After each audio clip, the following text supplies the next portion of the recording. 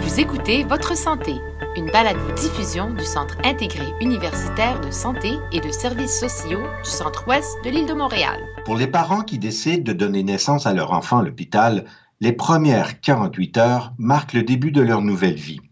Et pour les couples qui vivent cette expérience pour la toute première fois, les 2 premiers jours après l'accouchement sont remplis d'inconnus. Pour nous expliquer ce qui se déroule en milieu hospitalier pendant cette période, je m'entretiens avec Émilie Rioux. Madame Rioux est infirmière clinicienne à la salle d'accouchement et à l'unité des soins postpartum de l'hôpital général juif. Émilie Rioux, comment bien se préparer avant d'arriver à l'hôpital pour donner naissance à son bébé? Alors, c'est sûr qu'il va falloir que vous vous préenregistrez avant de venir à l'hôpital. Alors ça peut être fait au B114. C'est un formulaire, en fait, où ce que vous pouvez comme vous enregistrer et décider le type de chambre que vous voulez dans l'unité postpartum. C'est toujours une bonne idée d'avoir des choses de préparer à la maison avant de venir. Alors, préparez un petit sac pour pouvoir l'apporter en vitesse. Une fois que le jour J est arrivé, alors vous pouvez toujours appeler l'unité de la salle d'accouchement pour vérifier si vraiment vous devez vous rendre à l'hôpital. Mais en règle générale, c'est si vous avez des contractions à chaque 5 minutes pendant 2 heures et si vous avez rompu vos os, par exemple, aussi, ça serait des raisons pour venir. Mais si jamais vous avez des questions, vous pouvez toujours appeler. Qu'est-ce qu'on met dans le petit sac avant d'arriver à l'hôpital? Alors, c'est toujours important de prendre comme des couches pour bébé, des lingettes nettoyantes, des vêtements pour le bébé, pour la sortie, le siège d'auto également, c'est vraiment important à porter. Vous n'êtes pas obligé de la porter directement dans la chambre avec vous, mais juste l'avoir dans l'auto puis avoir lu les instructions parce que des fois, ça peut être un peu compliqué à installer. D'accord.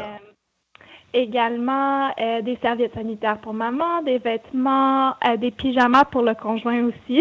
Des fois, on oublie cet aspect-là, mais ça se peut que vous restez quelques jours. Alors, vous voulez des choses confortables pour pouvoir dormir.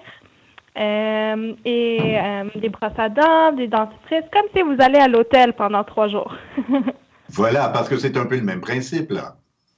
C'est ça, c'est sûr que vous allez rester avec nous pour un accouchement vaginal normal, ça va être 48 à 36 heures, puis pour une césarienne, ça va être 3 jours. Puis ça n'inclut pas le temps que vous passez à la salle d'accouchement aussi. OK. Bon, expliquez-nous pourquoi il y a une différence de séjour à l'hôpital entre une naissance naturelle puis une naissance par césarienne. Pourquoi il y a une différence d'à peu près une journée entre les 2 séjours? En fait, c'est pour mieux faire comme du monitoring auprès de vous. C'est sûr que des chirurgies majeures, ça nécessite un peu plus de suivi après. Puis s'assurer que tout va bien, que la plaie va bien également. C'est des éléments qu'on regarde, puis que la douleur soit bien gérée. Okay. Dites-moi à quoi ressemble la chambre où maman va se retrouver après avoir donné naissance à l'enfant. La maman se retrouve où exactement? Alors, après avoir accouché, il y a 3 types de chambres qui sont disponibles à l'hôpital.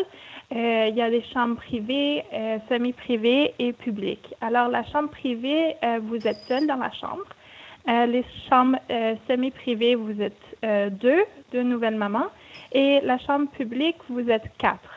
Alors, comme j'avais mentionné, vous pouvez faire ce choix avant de venir à l'hôpital, mais ça ne garantit pas nécessairement que vous allez avoir la chambre désirée à ce moment-là. En fait, on va par priorité médicale. Alors, si vous avez une priorité sur les autres mamans, ben c'est sûr qu'on vous donne une chambre privée pour que ça soit plus à cause que vous avez des problèmes médicaux. Et par la suite, ensuite, on va par ordre d'accouchement. Alors, si vous avez accouché en premier, vous êtes les premiers servis. Ah bon, d'accord. Puis dans la chambre en tant que telle, alors c'est sûr qu'il y a un lit pour maman. La plupart des chambres ont des chaises pour le papa. Et c'est pas, il y en a pas dans toutes les chambres. Il y a quand même une salle de famille si vous voulez rester la nuit également qu'on peut vous référer si jamais il n'y a pas de chaise dans votre chambre. Et il y a aussi un berceau pour bébé. Alors, bébé devrait rester avec maman durant tout le séjour. Ça, c'est ce qu'on privilégie le plus, que le bébé et la mère restent ensemble pendant le séjour à l'hôpital. Exactement. Alors, c'est pour favoriser l'allaitement sur demande et également le poids à peau. Alors, on veut s'assurer que maman et bébé restent ensemble le plus possible. Alors, est-ce que ça veut dire que ça n'existe plus, les pouponnières? Parce qu'on voit ça beaucoup dans les films. Est-ce que ça veut dire que ce concept-là, cette salle-là n'existe plus? Alors, le concept en tant que tel, comme une grande chambre avec plusieurs bébés d'affilée, en fait, on fait plus ça. On a tout de même une pouponnière. Si, par exemple, le bébé a besoin de soins après la naissance, comme de l'aide pour respirer, etc., toutes nos machines et nos bombes à oxygène sont dans ce local-là. Également, ça se peut que les pédiatres vous demandent, pour faire une évaluation plus avancée du bébé, on a des appareils qui sont dans ce local-là on appelle toujours la pouponnière, mais en fait, c'est plus une salle de soins. Puis pour faire le poids du bébé aussi, on utilise cette salle-là. Alors, ça se peut que vous y ayez, mais que le bébé ne va pas rester là pour des longues durées de temps. Oui, c'est ça, là, parce qu'avant, il y avait le concept de séparer la mère de l'enfant. Ça, on ne veut plus ça, là. Exactement. Quel est votre rôle à vous, en tant qu'infirmière, auprès de la mère et du bébé, là? Quels soins vous lui donnez pendant le premier 48 heures après la naissance? Alors, c'est sûr, pendant le premier 48 heures, alors immédiatement après la naissance, nous, on vérifie que tout va bien avec bébé, qu'il respire bien, qu'il ou elle respire bien, etc. Également que maman saigne pas trop. On surveille les paramètres comme des signes vitaux pour maman et bébé. Également, on donne de l'érythromycine, qui est un ongulant antibiotique pour les yeux du bébé, et on lui donne aussi une injection de vitamine K qui permet, en fait, pour que le bébé ne saigne pas trop après la naissance. Alors, le bébé n'a pas cette capacité-là de produire la vitamine K immédiatement après la naissance. Alors, c'est pour ça qu'on donne cette vaccination-là, puis ça a des effets pendant 3 mois de protection. Également, dans les premiers 24 heures, on devrait faire le poids encore et on va faire une prise de sang au niveau du bébé pour les maladies génétiques et héréditaires.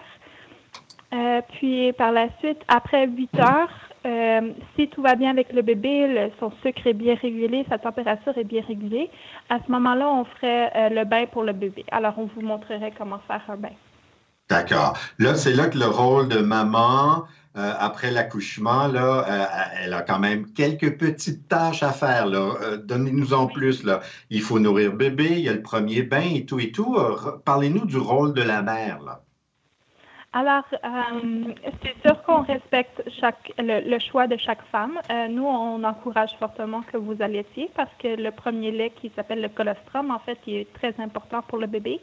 Alors, on va vous aider aussi à allaiter le plus possible. On va vous demander aussi pour vérifier que le bébé soit bien alimenté, on va vous demander de vérifier à chaque fois que le bébé fait pipi ou caca dans sa couche. Alors, on va vous demander de garder en note comme le total pour la journée. Par exemple, pour la première journée, c'est important que le bébé fasse au moins un pipi, un caca. La deuxième journée, c'est 2 et 2. On va vous donner une feuille, en fait, avec toutes ces informations-là. Et vous pouvez le trouver aussi dans le Mieux vivre avec votre enfant, qui est un livre que vous devriez obtenir de votre bureau du médecin. Parce que ça, c'est important. Pourquoi cet aspect-là exactement, Émilie? Au niveau du pipi et du caca, c'est important parce qu'on veut que le bébé soit bien hydraté. Et des fois, c'est difficile de voir la quantité exacte qui sort quand vous faites de l'allaitement.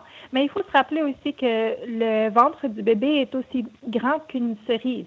Alors, c'est sûr que le bébé n'a pas besoin d'ingérer des grandes quantités de lait au début, mais c'est souvent, les gens nous posent souvent des questions, est-ce que mon bébé reçoit assez de lait? Alors ça, c'est l'aspect important à vérifier.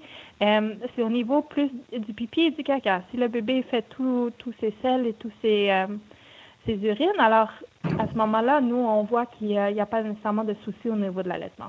D'accord. Est-ce que maman est en position de se reposer un tout petit peu pendant qu'elle était avec nous ici à l'hôpital? On l'espère.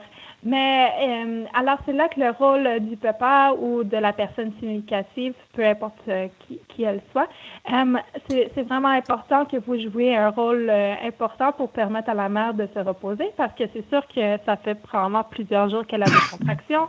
Elle est probablement vraiment fatiguée, vous aussi. Alors, vous pouvez faire du pot à pot avec bébé, cajoler le bébé. Il n'y a jamais trop de choses que vous pouvez faire au niveau de l'aide, de faire le bain, changer les couches, etc., pour permettre à maman de bien dormir. D'accord. Ce qui nous amène à la question des visites. Est-ce que c'est possible de visiter la mère et son enfant pendant qu'elle est encore ici à l'hôpital ou est-ce que c'est mieux d'attendre à la maison? Alors, en fait, ce qu'on vous dirait, c'est que c'est permis de faire des visites à l'hôpital. Alors ça peut se dérouler entre 15h30 à 8h30 le soir. Et on vous demande de diminuer le nombre de visites à peu près 2 personnes par chambre, par maman, en fait. Si vous avez plus que ce nombre-là de visiteurs, on vous demande d'aller dans la salle de famille et de visiter à ce moment-là parce que ça peut déranger les autres gens à côté de vous. Par exemple, si vous êtes dans la salle, une chambre privée, semi-privée ou une chambre publique. Cependant, les visites sont permises, mais on vous recommande de limiter les visites parce que vous allez être quand même assez fatigué. Et aussi, le cycle de sommeil et d'éveil du bébé fait en sorte que le premier 24 heures, le bébé peut boire un peu, puis après ça, il va être très fatigué. La deuxième nuit, souvent, qu'est-ce qui arrive, c'est que le bébé est réveillé et veut nourrir toute la nuit. Alors, si vous n'avez pas accumulé quelques réserves, ça serait quelque chose d'important à considérer au niveau des visites et peut-être attendre que les visites viennent la deuxième journée. Mais oui.